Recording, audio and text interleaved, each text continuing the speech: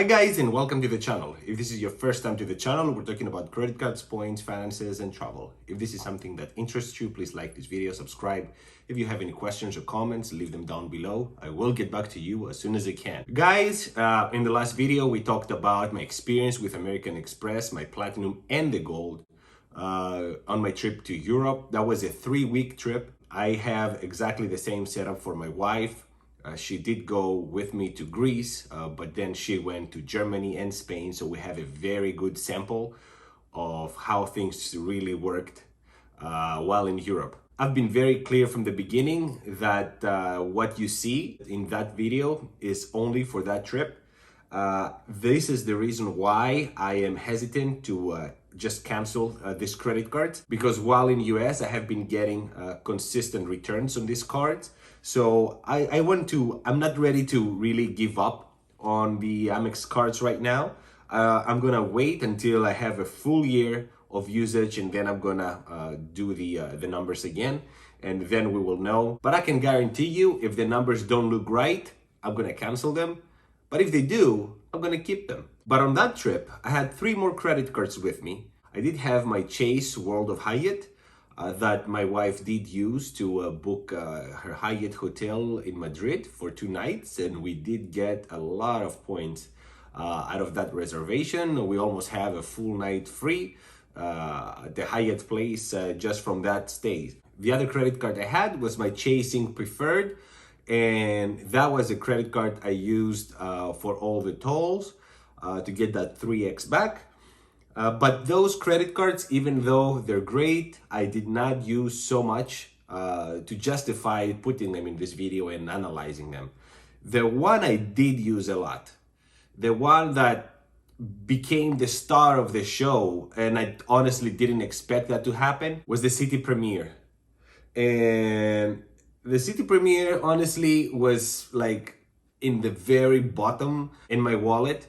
But yeah, it became the star of the show, and for a very good reason.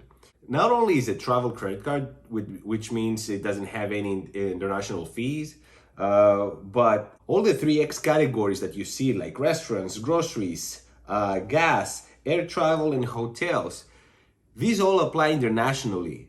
I got the 3X on all of my purchases while in Greece, and even in the best case scenario, if I could use my American Express credit cards overseas and they were accepted, I would not get the same kind of returns. The 4X on the Gold is much more tricky, for example. It does apply on restaurants overseas, but it does not apply for groceries. So you have to be very careful where you use your credit cards. Plus, the categories are very limited. So even if I could use my Platinum and my Gold, I would only get that 5x, 4x on restaurants, and that's it. But I did spend money, a lot of money, on gas because I did rent a car and groceries.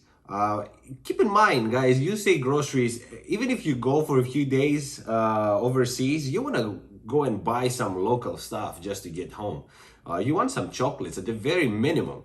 So yeah, the returns, I mean, if we compare the returns, the numbers you see here for the Citi Premier, this is again for this trip, are crazy. I managed to spend about $4,000 on this credit card on this trip alone.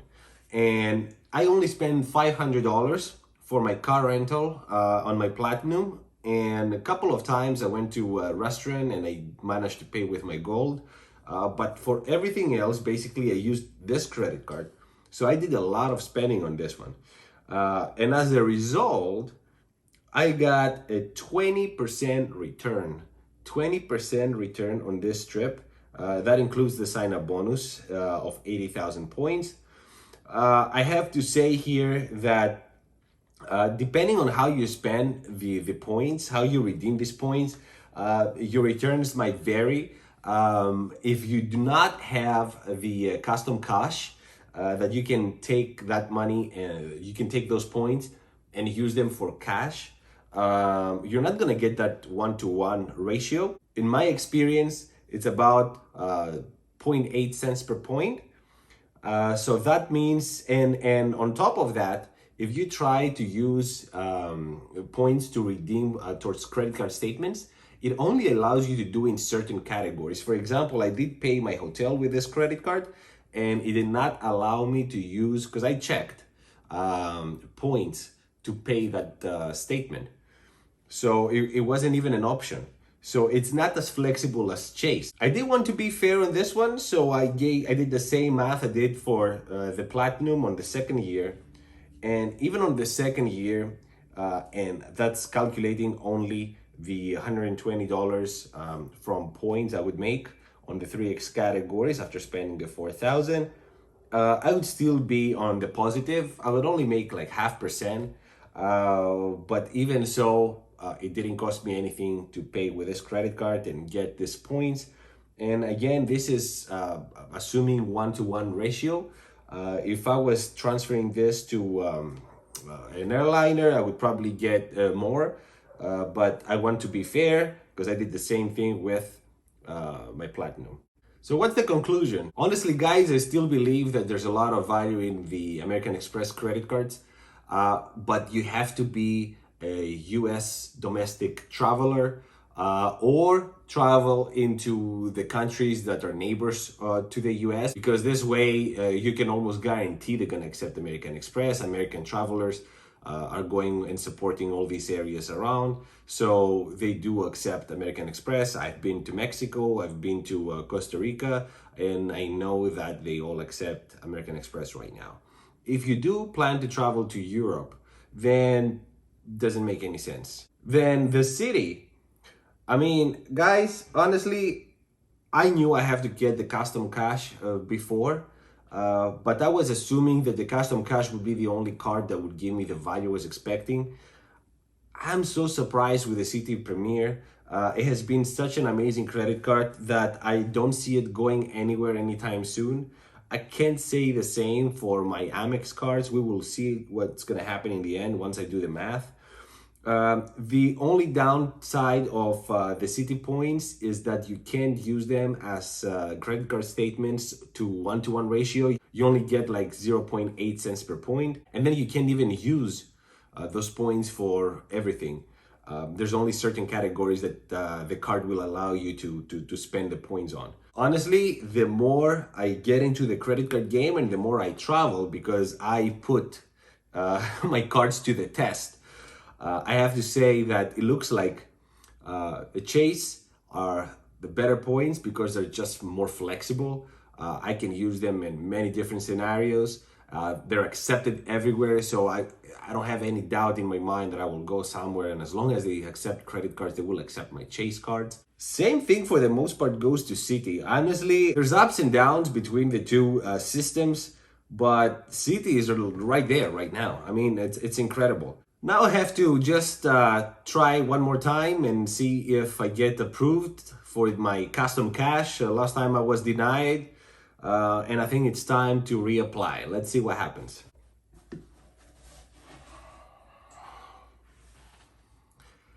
So now I have to wait to see if my application for the Citi Custom Cash is approved. I guess Citi is not crazy about having me as a customer. But what can I say? I keep trying. It's like that girl that you always wanted, but she doesn't even pay attention to you. And you could have any other girl, but you still want her. This is how it feels, you know? I have a whole collection of credit cards from all issuers, including Citi. But it's so hard to get this one for some reason. I don't know. I'll let you know though. If I get approved, I will let you know. Thank you so much for watching, guys. Let me know what you think. How do you like Citi in general, and where do you rank it between at least the big three, Citi, Chase, and American Express? I'm really curious to see your responses on this. That's all for today. Until the next one, ciao.